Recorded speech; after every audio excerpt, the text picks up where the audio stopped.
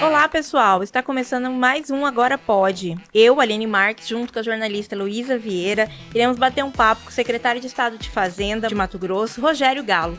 Seja muito bem-vindo, secretário. Obrigado, Aline. Obrigado, Luísa.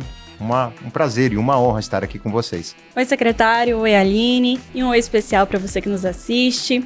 Agora uma breve exposição sobre a trajetória do nosso convidado, Rogério Galo, que é formado em Direito, pós-graduado em Direito Tributário e mestre pela UFMT.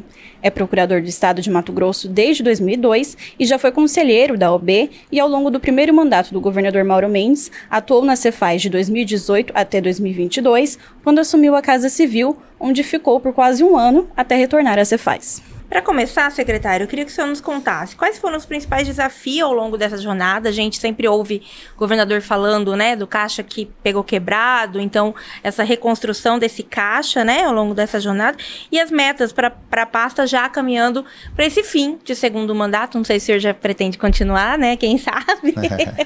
Nunca se sabe, né? Mas nós pegamos uma situação, Aline, do Estado, naquele momento, em 2019, com as contas bastante fragilizadas, né? Um Estado que tinha um déficit orçamentário, naquele momento, algo em torno de 4 bilhões de reais, que nós estávamos descolados em relação à necessidade de caixa para fazer frente aos fornecedores, aos pagamentos que nós precisávamos fazer, e não havia recursos suficientes. Então, de fato, era necessário adotar um conjunto de medidas relacionado à despesa e relacionado à receita pública. Não basta, né? Quando você está falando de política fiscal, você está falando de gasto, mas está falando também de arrecadação. Então, foi nesse conjunto de medidas que foram adotadas, nós começamos pela Lei de Responsabilidade Fiscal Estadual. Foi a Lei de Responsabilidade Fiscal Estadual considerada um modelo, um padrão, um parâmetro, inclusive, para o próprio Tesouro Nacional, que acabou adotando algumas medidas que nós colocamos na nossa Lei de Responsabilidade Fiscal Estadual.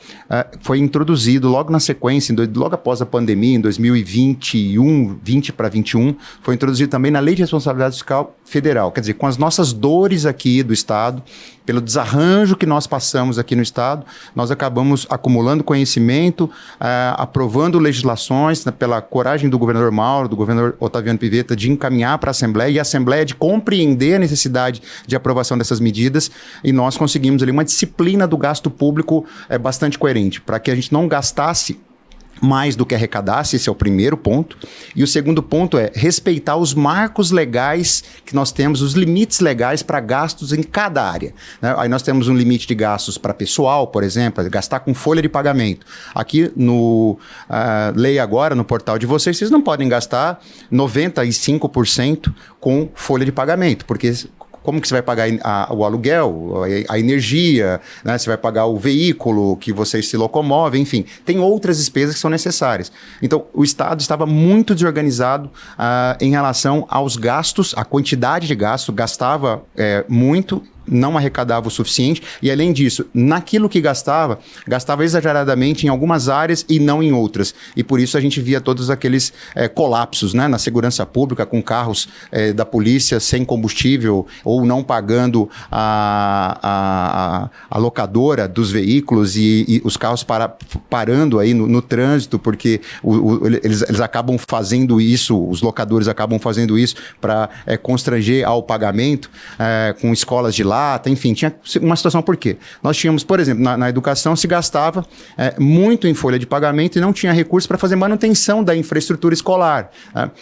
Então nós fomos colocando critérios e rigor e disciplina fiscal no gasto público e também na receita, o que é muito importante, porque nós tínhamos benefícios fiscais completamente concedidos de modo ilegal, né? E não sou eu quem falo, é o ex-governador Silval Barbosa. Ele reconheceu que de fato tinha ali durante o governo dele concedido benefícios fiscais que foram pagos, né, mediante pagamento de propina. Então, assim, nós tínhamos que corrigir também essa trajetória de benefícios que foram concedidos de modo irregular. Trazer para o caixa do Estado aquilo que era, de fato, um dever dos setores privados, né? Então, nós fizemos essa correção também. Houve a coragem ali em alguns programas de desenvolvimento e também em alguns setores nós tivemos que atacar e resolver problemas que já vinham perdurando há décadas acometidos e originados pela corrupção. Então, assim, tudo isso fez com que nós tivéssemos, ao longo de 2019, aprovado 5 medidas legislativas que conduziram o Estado a ser a liderança no país em gestão fiscal. Nós tivemos por 2 anos, né, de 2022-23, nós ficamos à frente de Espírito Santo, que é um modelo de gestão fiscal já há mais de 20 anos, né? Então, nós conseguimos, e agora a nossa tarefa quando você conquista o pódio, é permanecer no pódio. Então, esse é o desafio. Você falando, né, Aline, o que se projeta para o futuro? O que a gente tem que esperar para o futuro, eu como, obviamente, profissional da área, né, sou servidor público, mas também como cidadão de Mato Grosso, o que eu espero do próximo governo é zelo e responsabilidade fiscal com os recursos públicos, porque é só assim, você tendo caixa saudável, assim como a gente tem que ter você tem que olhar para o teu extrato bancário e ver que lá está azul, não está vermelho, porque aí você tem condição de fazer aquilo que você precisa fazer, um curso, comprar um aparelho que é importante para que você desenvolva profissionalmente, você precisa ter crédito, né? E a gente só tem isso se nós cuidarmos das contas. Então me preocupa muito a sequência desse trabalho que a gente precisa assegurar para que Mato Grosso continue nos trilhos certos, né? Na direção certa, e fazendo o que a gente, para mim, é o mais importante de tudo que a gente fez, é investir 20%, cerca de 20% de tudo que a gente arrecada, a gente devolve para o cidadão. Então, é Hospital Central, é BR-163, são pontes e estradas em todo o estado, construindo 4 hospitais regionais, enfim, isso é o resultado da política fiscal. Inclusive, falando nessa questão da Receita, queria saber como é que está se comportando a Receita esse ano. A gente tem ouvido, principalmente de comércio, uma queda nas vendas, preocupação com o cenário econômico nacional, internacional também. Como tem se comportado a Receita e está garantido, assim, como manter todas essas obras, né? Que até o senhor citou, está tudo garantido em caixa, como que está isso? Isso. Tudo que a gente inicia, Aline, nós iniciamos porque nós temos previsão orçamentária e segurança de que aqueles recursos estão disponíveis. Então, assim, nós nunca damos um passo maior do que a perna. O governador Mauro, né, o governador Otaviano, para tomada de decisão, somos muito técnicos, verifica a situação de caixa e verifica a quantidade de recurso que é necessário para executar aquela ação, e quando se toma a decisão de fazer, é porque, de fato, a gente tem condições de fazer. Então, não há nenhum risco em relação a permanência e a manutenção da nossa capacidade de investimento. Nós nos preocupamos, sim, com algumas quedas sazonais ali de arrecadação.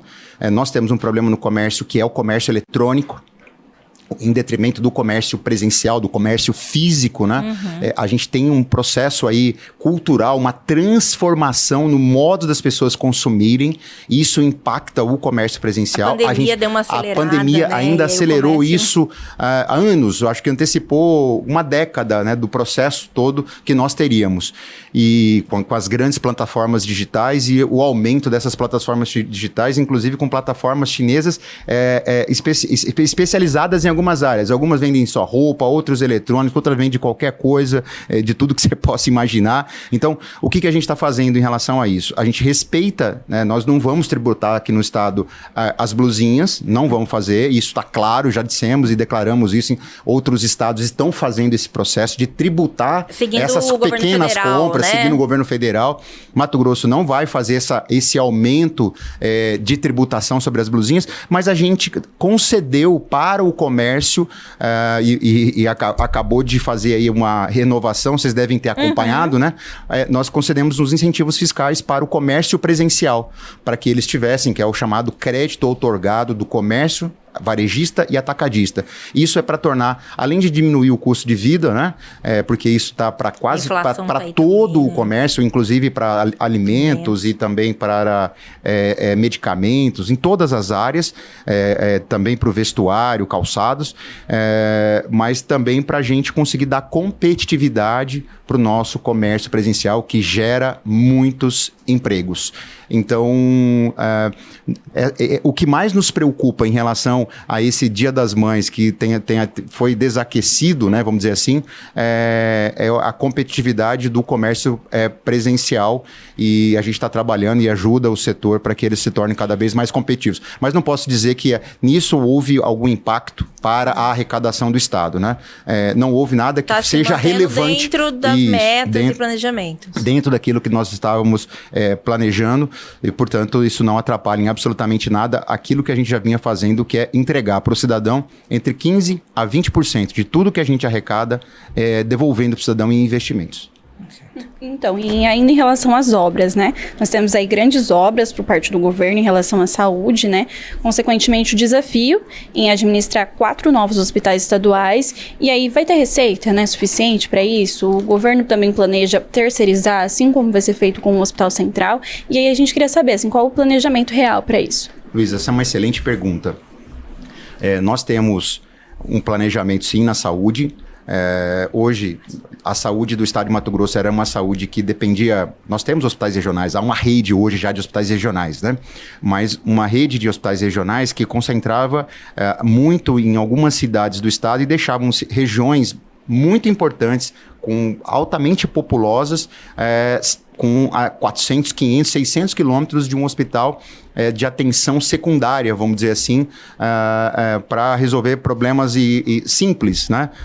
De traumas, né, ortopédicos. As pessoas têm que andar 1.000 quilômetros. Estou citando um exemplo aqui da região de Confresa. Uma pessoa que eventualmente se acidentasse em Confresa, ou ela tinha que vir a Água Boa, ou às vezes até a Cuiabá. Então, quer dizer, é inadmissível, né? Quando você fala. Aí vai para Juína, a mesma coisa, né?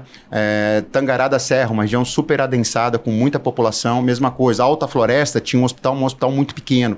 Então, esses 4 hospitais regionais, a gente vai conseguir, de fato, descentralizar e fazer chegar a saúde na ponta. E as pessoas pararem de andar de ambulâncias, ou mesmo quando a situação é muito grave, até de UTI aérea. Os hospitais e as infraestruturas vão estar mais próximos. Isso tem custo. Hoje a gente já gasta com esses investimentos, não vou nem dizer gasto, é um investimento, porque saúde não tem preço, né? Ainda mais saúde pública, o SUS ele salva milhares de vidas. Nós investimos algo em torno de 5 bilhões de reais já na saúde no ano passado e vamos repetir esse ano. Então, quer dizer, nós aumentamos muito o que a gente gasta, nós gastamos mais do que o mínimo constitucional, que é de 12% da receita de impostos e transferências. Então, nós enxergamos que na saúde é necessário, o Estado está fazendo o seu papel, os municípios também fazem o seu papel na atenção primária e tem fortalecido isso com algumas agendas do próprio governo do Estado, em relação a apoiar a agenda dos prefeitos em relação à atenção primária, né,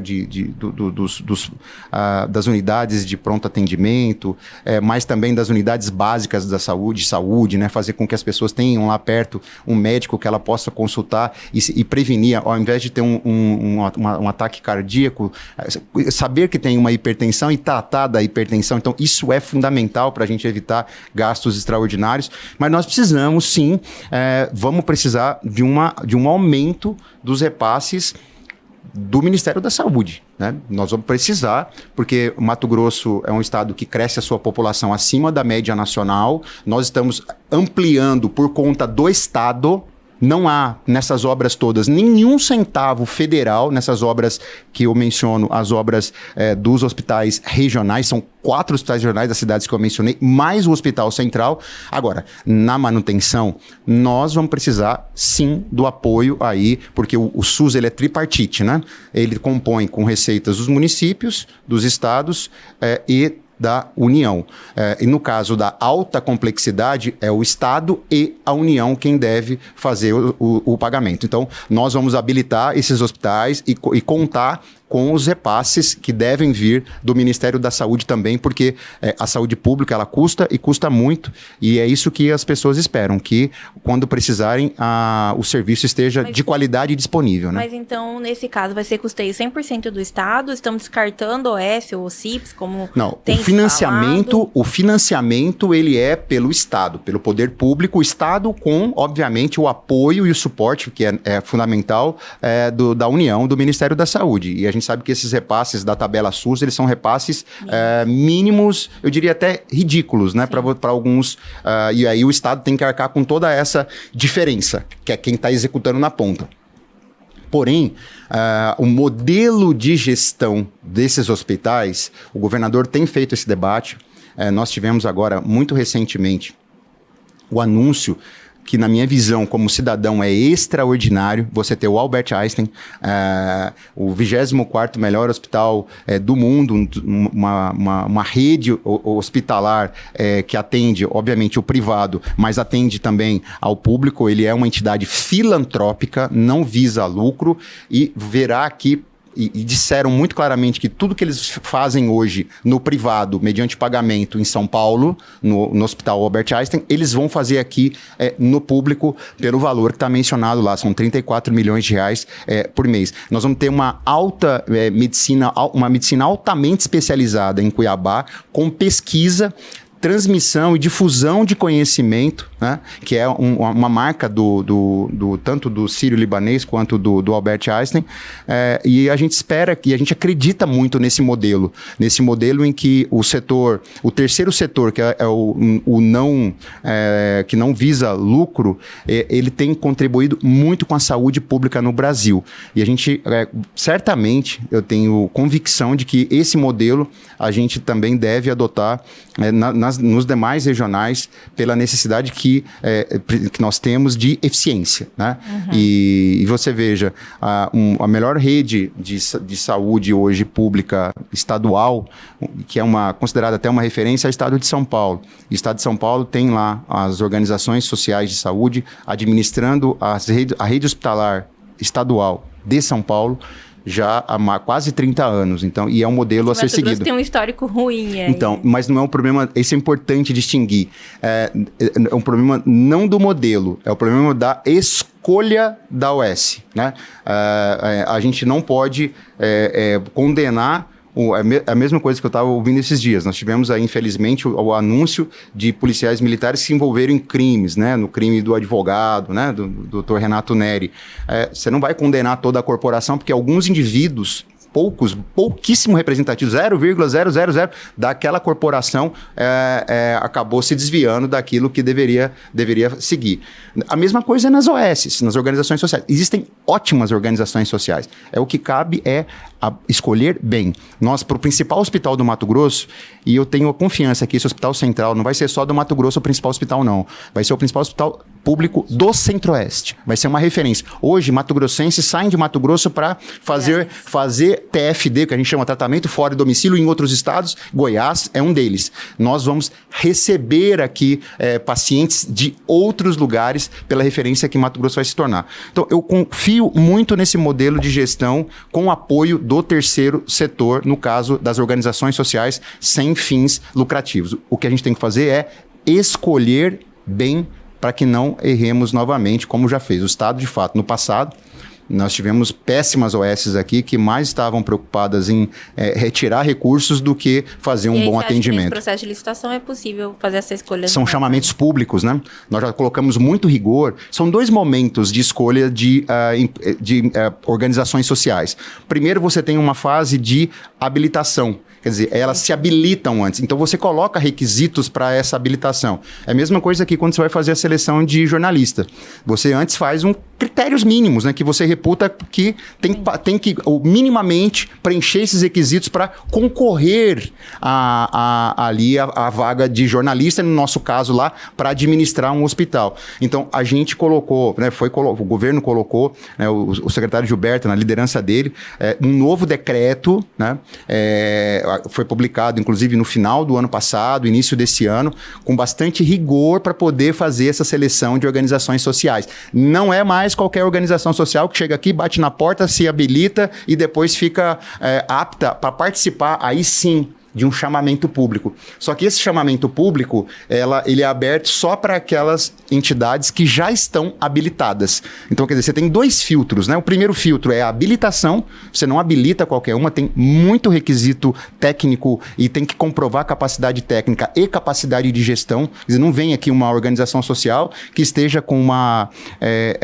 situação financeira precária. Significa que ela está gerindo mal outros hospitais que ela administra. Então, quer dizer, ela cumpre requisitos de ordem técnica e de ordem financeira. E depois ainda participa de um certame, de um chamamento público com as demais que estão também habilitadas. Ok.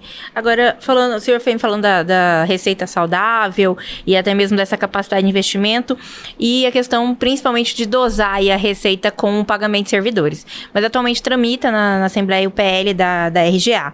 Então eu queria saber se o senhor tem conversado com a Assembleia, com o Parlamento, já chamaram o senhor, há a possibilidade de chegar num consenso sobre esse PL ou não? Qual a sua avaliação sobre isso que fala ali, né, do reajuste ser baseado na UPF e prever a database também? Olha, esse projeto, ao meu ver, ele é desnecessário. Porque nós já temos uma regra do jogo para pagar a revisão geral anual no Estado. Nós aprovamos a Lei de Responsabilidade Fiscal Estadual, e lá tem previsões sobre a revisão geral anual.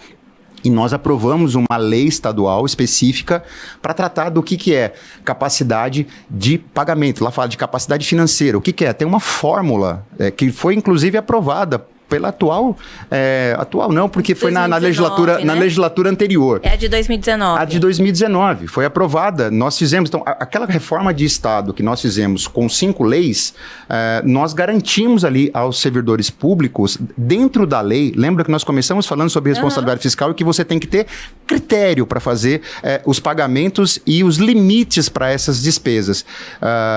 E nós aprovamos essas 2 leis. Essas 2 leis são marcos legais que nos permitiram, Aline, Luísa, a pagar a RGA a partir de 2022, que foi o primeiro ano que foi possível. O Estado se recuperou, nós tivemos condição, então, porque na lei, durante a pandemia, não podia dar. Uma lei federal. Uma lei federal. Vocês não tiveram, aqui também. Ninguém teve aumento salarial no país inteiro, porque todas as nossas energias estavam voltadas para salvar vidas, então não era razoável que você, naquele momento que você não sabia qual era o futuro, o que aconteceria, fazer gastos naquele momento, então se conteve as folhas, não só no setor público, mas no setor privado, de um modo geral. E nós tivemos ali, então, a partir de 2022, Mato Grosso foi o primeiro estado, pode pesquisar, e Desafio também podem pesquisar. Janeiro de 22 foi o primeiro estado a pagar a revisão geral anual no pós-pandemia. Nós fomos o primeiro, nós pagamos o IPCA cheio de 2021. 2023 fizemos a mesma coisa, pagamos de 22. 24 pagamos e 25 pagamos. Ano, e né? Tiramos de maio e trouxemos para janeiro. Então nós já temos database que é janeiro. Né? Isso que está colocado lá na PEC não precisa, porque já está dado.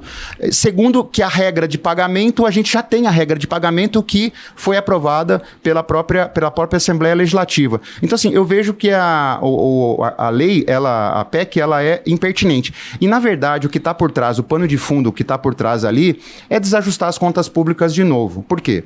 Veja, e nós não estamos falando, o Estado já concedeu de 2022 para cá 25% de reposição geral anual. Nós estamos falando de um Estado que já pagou 25%. Procurem os estados aí afora, Poder Executivo aí, que tenha dado para os seus servidores 25% de 22 a 25. Pouquíssimos, olhe lá, dá nos dedos da mão, contando aqueles que pagaram o que Mato Grosso pagou. Mas o que eu vejo, o pano de fundo aí é desestruturar as contas públicas de novo. Por quê? A gente sabe que tem recursos que não podem gastar com a folha de pagamento. Por exemplo, você não pode tirar dinheiro do FETAB, que é para construir habitações e infraestrutura. Você não pode pegar aquele dinheiro e colocar aquele dinheiro para pagar folha. Né? E 49% é o que o Estado pode, o Poder Executivo pode gastar de tudo que arrecada com folha. O que a nossa Lei de Responsabilidade Fiscal Estadual fez? Ela tirou esses recursos que a gente não pode usar para poder pagar folha, porque senão nós arrecadamos 4 bilhões de reais com o FETAB. Se você tem 49%, quer dizer, quase 50%, e esse recurso entra para o cálculo dessa capacidade de pagamento da folha, você tem 2 bilhões de reais que vai aumentar a sua despesa sem que você tenha condição de usar aquele dinheiro. Que legal, né? Que é ilegal usar. E o que vai acabar acontecendo no final do dia? Nós vamos acabar com o nosso FETAB. Porque vocês lembram, nós estamos repetindo uma receita trágica. O que está colocado lá naquela PEC é repetir uma receita que deu errado e que fez com que o Estado pedalasse sobre o FETAB e não entregasse o FETAB para as suas finalidades, que é a BR-163. Se nós tivéssemos com aquele modelo anterior, sem a Lei de Responsabilidade Fiscal Estadual, tirando essa despesa que agora querem colocar de novo para poder pagar a folha de pagamento e servir como base para poder você aumentar a despesa de pessoal, significa dizer que, olha, se eu aumento a despesa e não tenho o dinheiro, eu vou ter que pegar dinheiro daquela fonte. Ou alguém imagina aqui que não vai pagar salário, vai acabar pagando salário e vai jogar a segundo plano o quê? A capacidade de investimento do Estado. Então isso precisa ser dito, o pano de fundo é esse.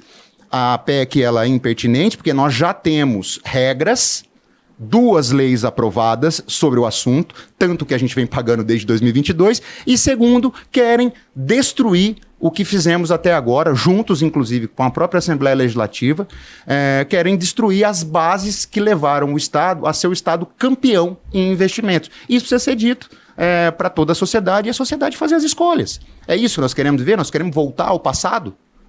Queremos voltar ao passado em que nós não tínhamos recursos para manter estradas e para ampliar a nossa malha rodoviária, para construir pontes, a maior ponte do Centro-Oeste está sendo construída é sobre o Rio Juruena, que liga 2 regiões importantíssimas, né? Nova Bandeirantes com a região lá de Colniza, Juína, conectando o Nortão com a região Noroeste, que vai se desenvolver. Aquela ponte custa quase 400 milhões de reais. Então, quer dizer, o Estado tem que ter dinheiro para pagar o servidor público, como a gente vem pagando, com a revisão geral anual, fazendo os concursos públicos, mas não podemos sacrificar a capacidade de investimento do Estado. E agora, assim, em relação ao FETAB diesel, né? Houve uma reunião na Assembleia Legislativa, né, no final de abril, junto ao presidente da AMM e prefeitos, sobre o prejuízo de algumas cidades com o fim desse repasse. E, na época, o presidente, né, o Max Russi, ele disse que havia conversado com o senhor para pensar em soluções para isso, deu até um prazo de 15 dias. Eu queria saber se já tem algum diálogo sobre isso. Sim, nós estamos dialogando. O governador Mauro foi muito sensível a isso, né? Porque, lembrando, o que é esse FETAB diesel? FETAB diesel se pegou lá 20 centavos do que se arrecadava com o óleo diesel, né, o ICMS do óleo diesel, pegou 20 centavos e falou, desses 20 centavos, os municípios teriam direito a 5 centavos por litro.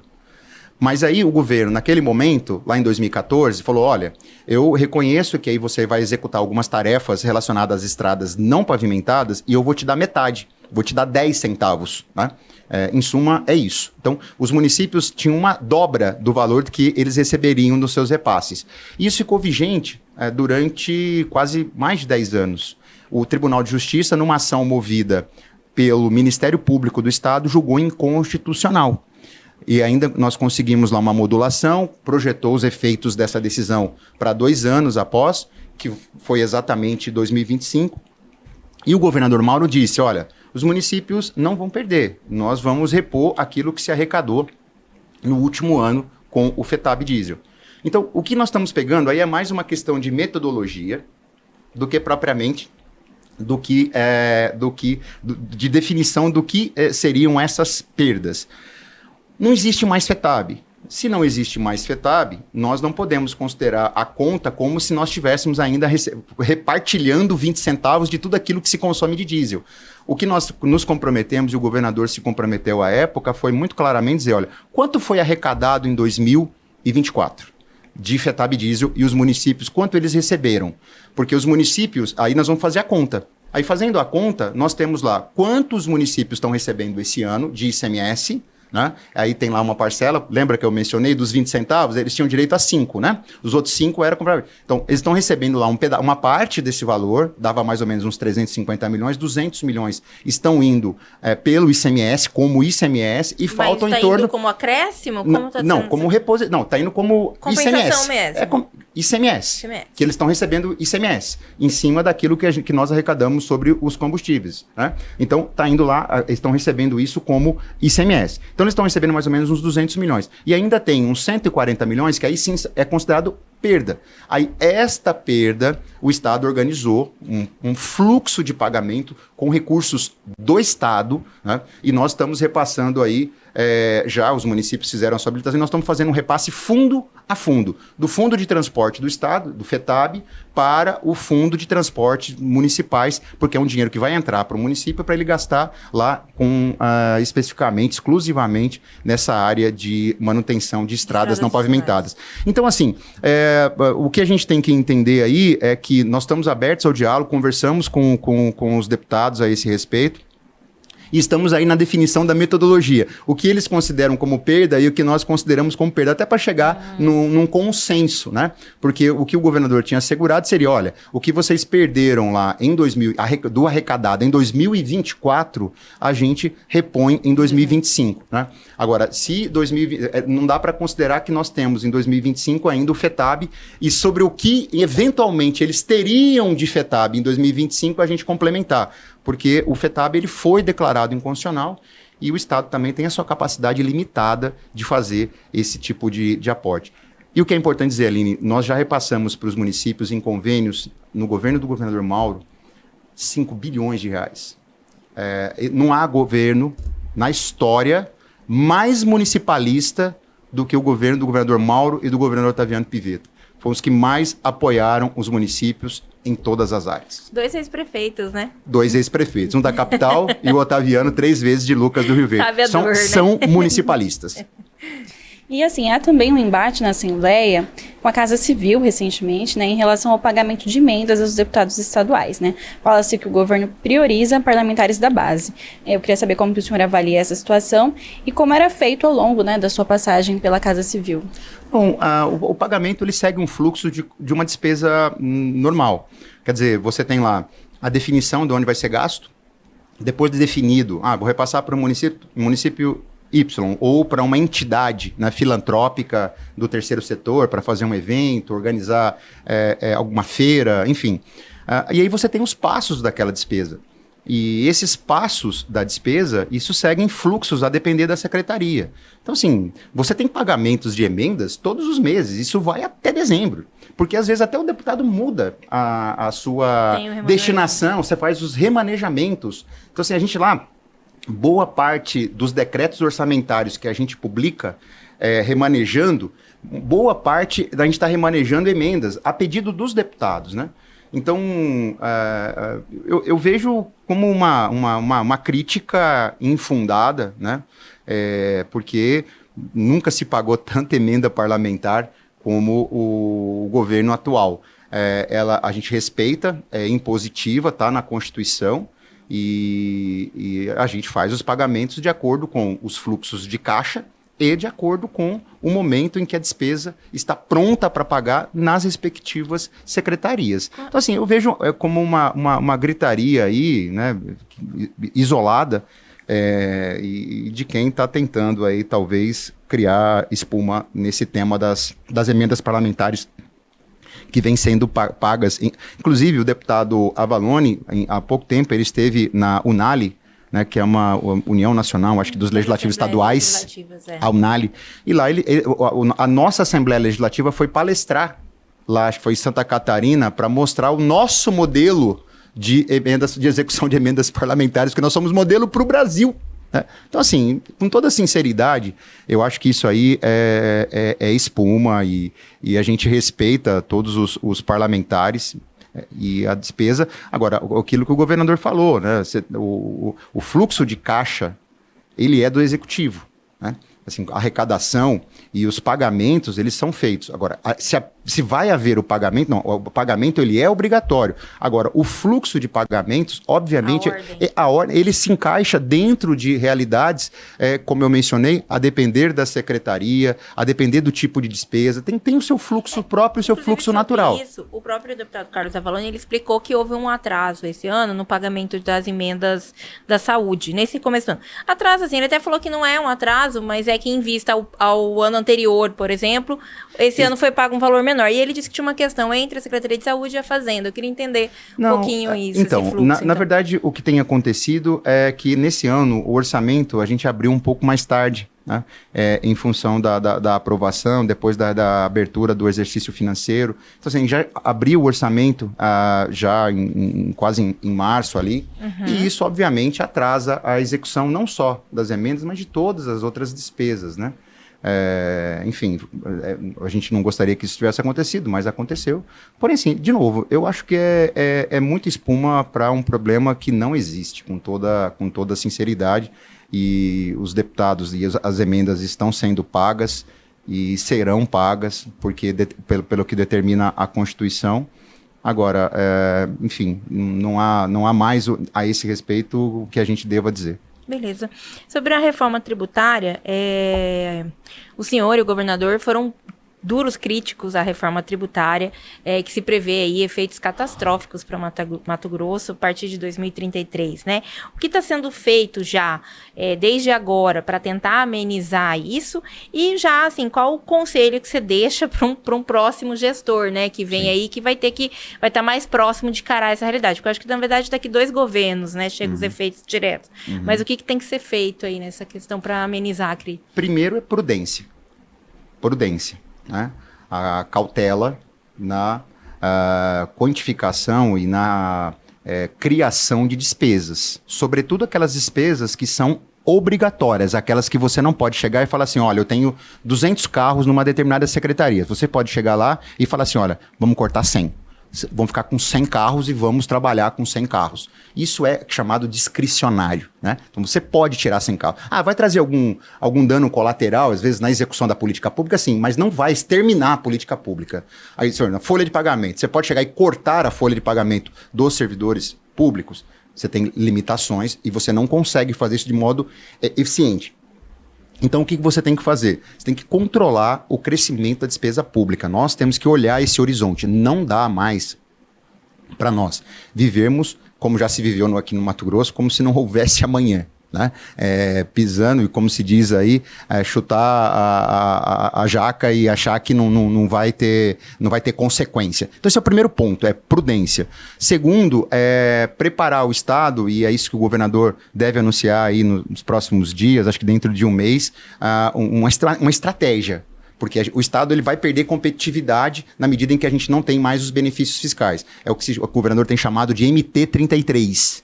É um conjunto de estratégias do setor público e do setor privado para que a gente consiga levar adiante, substituir o nosso atual modelo de atratividade de empresas por um novo modelo. Né? E aí a gente vai construir isso a muitas mãos, com os setores empresariais, as representações, com a academia, o governo e os governos municipais. Enfim, essa estratégia. Isso é muito importante para que a gente chegue a 32. Outra coisa importante é os governos que sucederão aqui em Mato Grosso. Né? Nós precisamos continuar com os investimentos que nós temos feito ao longo desses últimos 6 anos. Nós temos que continuar investindo de 15% a 20%, porque hoje o Mato Grosso tinha 6 mil quilômetros de estradas pavimentadas em 2019, de 30 mil quilômetros. Hoje nós conseguimos dobrar a malha rodoviária pavimentada aqui no estado. Fomos para 12 mil quilômetros, mas tem falta ainda, Aline, 20 mil quilômetros para pavimentar nesse estado. Como você quer ser competitivo, se sequer você consegue tirar a sua produção de modo eficiente com uma estrada pavimentada que não está sujeita ali à chuva e, consequentemente, a toleiros, e ficar 2, 3, 4 dias sem conseguir tirar uma carga de soja, de milho ou de etanol, o que seja. Então, quer dizer, nós precisamos assegurar que esse modelo de gestão do Estado com investimento entre 15% a 20%, ele se mantenha até 2032. Isso é fundamental. Porque São Paulo, ele vai ter 4 vezes mais recursos do que Mato Grosso naquele Fundo de Desenvolvimento Regional. São Paulo, que é o estado mais envolvido do Brasil, ele vai ter 4 vezes mais recursos do que Mato Grosso. Eles vão ter 4 bilhões de reais, Mato Grosso vai ter um pouco mais, 1 bilhão de reais para poder atrair empresas e, ao invés de dar um benefício pelo imposto, a gente dá um benefício financeiro para as empresas que se instalarem aqui. Então veja, se a gente não tiver infraestrutura, porque São Paulo não precisa nem falar de infraestrutura, né? A melhor infraestrutura rodoviária do país, melhor conectividade, melhor qualidade de energia elétrica, capital humano, porque as melhores universidades estão lá, enfim, a produção de bens intermediários está lá. Então, quer dizer, se nós não formos, não tivermos aí um ciclo de investimentos mantidos até 2032 para a gente conseguir, de fato, explorar as nossas vocações econômicas de Mato Grosso, de fato a gente vai ficar numa situação muito fragilizada. E o último ponto, eu diria, talvez tão importante quanto esse último, que é o governo que vai chegar até 2032, eu diria que é nós trabalharmos para rever essa regra que eu acabei de mencionar. Foi aprovado na Constituição que a União coloca 60 bilhões de reais para distribuir para os estados fazerem política de desenvolvimento regional com recursos.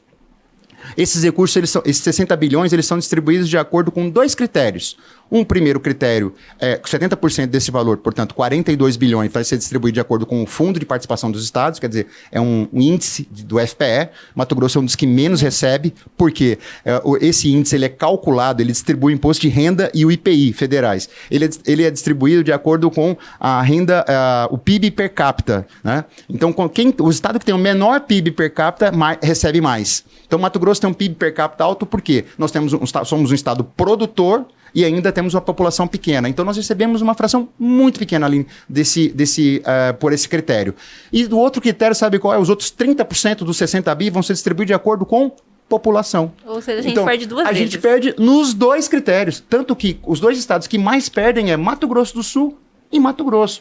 O nosso vizinho aqui, Rondônia, recebe 500 milhões a mais que nós. O Acre recebe 700 milhões a mais do que nós por esses critérios. Então, assim, nós estamos lutando e nós falamos isso e fomos vencidos durante a tramitação da Emenda Constitucional 132 em 2023 para colocar um critério. Não é tirar, não. Mantém população, não tem problema. Mantém FPE. Tira 5% de cada um e cria um outro índice, por exemplo, de exportação de produtos primários. Que Mato Grosso é um campeão.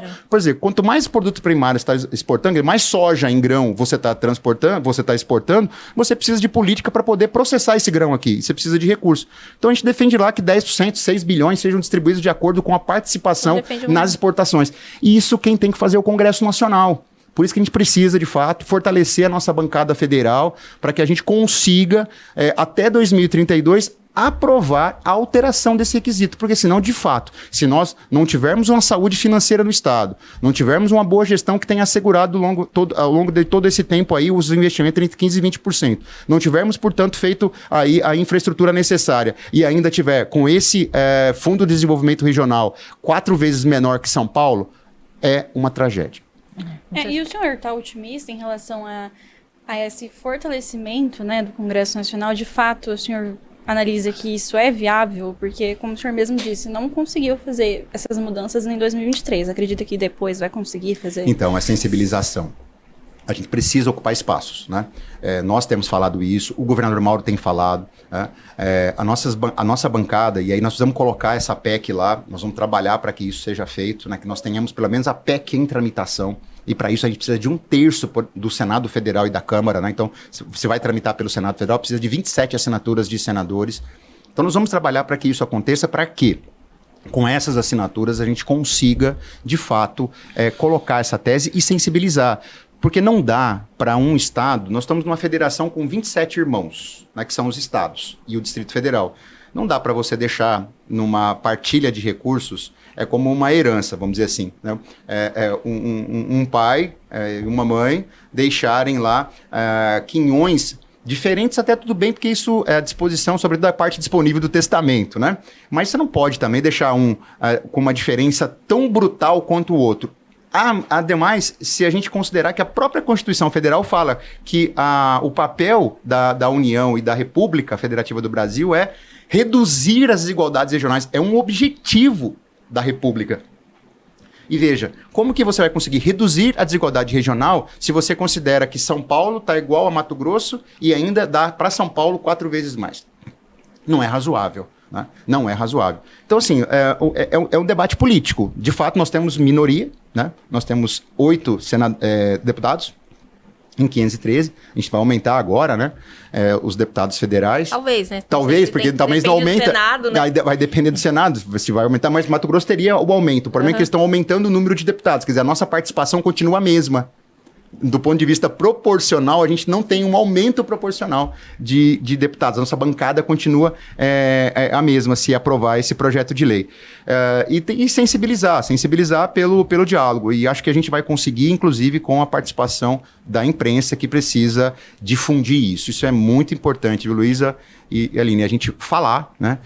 Porque senão a gente fica esquecido. E quem ficou nessa condição é uma minoria de estados. Então, e são estados importantes para o país, porque são estados que fazem a produção. A balança comercial. A balança comercial brasileira é fortemente dependente da produção de Mato Grosso do Sul. E deixar esses 2 estados, em especial, para trás, não é uma boa estratégia para o desenvolvimento do próprio Brasil. De forma geral, como o senhor tem avaliado a gestão fiscal aí do governo federal, do presidente Lula, e qual será o impacto para quem for assumir? Porque a gente vê que tem um gasto aí muito excessivo, a gente tem falado isso muito na imprensa, né? O que você acha que vai ser o impacto disso e se isso pode refletir também negativamente para Mato Grosso de alguma forma? Sim. Os governos do PT, eles têm essa característica, né? Eles são governos que apostam muito na prosperidade pelo gasto público e não na prosperidade pela geração de empregos, de oportunidades. Então, fazem muito assistencialismo ou muitos investimentos, né, que acabam não se traduzindo em geração de valor para o país. Então, isso custa muito, né? Sobretudo esses déficits públicos, quer dizer, gastar mais do que arrecada, significa dizer que o país está se endividando. A dívida pública brasileira, nós já pagamos de juros no ano passado, R$1 trilhão. Gente, é muito dinheiro. Pra você ter uma ideia, Mato Grosso, tudo que a gente faz aqui no estado, a gente faz com 34 bilhões, nós fizemos no ano passado 33 bilhões e meio. Nós estamos falando que nós pagamos, o país pagou de juros 30 vezes mais do que Mato Grosso arrecadou no ano inteiro de impostos. É muita coisa. Então, o que acontece? Quanto mais você gasta, ou você tem 2 fontes de arrecadação do governo federal, ou é imposto, e ele vai tirar o nosso couro, né? Porque a gente já tem uma carga tributária extremamente elevada, digna de países que prestam os melhores serviços públicos no mundo e países com uma população muito pequena, da Escandinávia, né, Noruega, Dinamarca, ou é emitindo títulos e a sociedade emprestando dinheiro para o setor público, seja num ou no outro. Alguém aqui consegue pagar mais impostos do que a gente já paga? Há um exaurimento da sociedade. Essa pauta não passa nem no Congresso Nacional. Não passa aumento de impostos no Congresso Nacional. Então, tem que ir para onde? Endividamento. Endividamento, o que é? É você emitir títulos e aí a sociedade emprestar. E para a sociedade emprestar, ela tem que acreditar. Vamos supor, Aline, que você esteja numa condição financeira precária. Alguém vai chegar e emprestar para você e falar, Aline, eu vou te emprestar, mas juros. Cara, eu vou ter que pegar um juro mais alto porque é um risco que eu vou correr se você não me pagar. Então eu tenho que te colocar um juro mais alto. E colocar um juro mais alto nas outras pessoas também, porque se a Aline não paga... Quem mora em condomínio aqui sabe, né, gente? Você não tem lá um fundo de inadimplente? Aquele que não paga, né, ele paga pelos outros, né? A gente acaba pagando por aqueles que não pagam. A mesma coisa acontece. Aí a taxa de juros aumenta. Então, é isso que está acontecendo no país. Nós estamos chegando a um endividamento já de quase 8 trilhões de reais, 80% do PIB, e com um pagamento de juros já na casa de 1 trilhão de reais, gente. Isso é explosivo. E aí vem um outro ponto. O que nós estamos fazendo com esse dinheiro? Esse dinheiro está sendo bem gasto? Aí você pega lá os Estados Unidos, que tem dívida alta.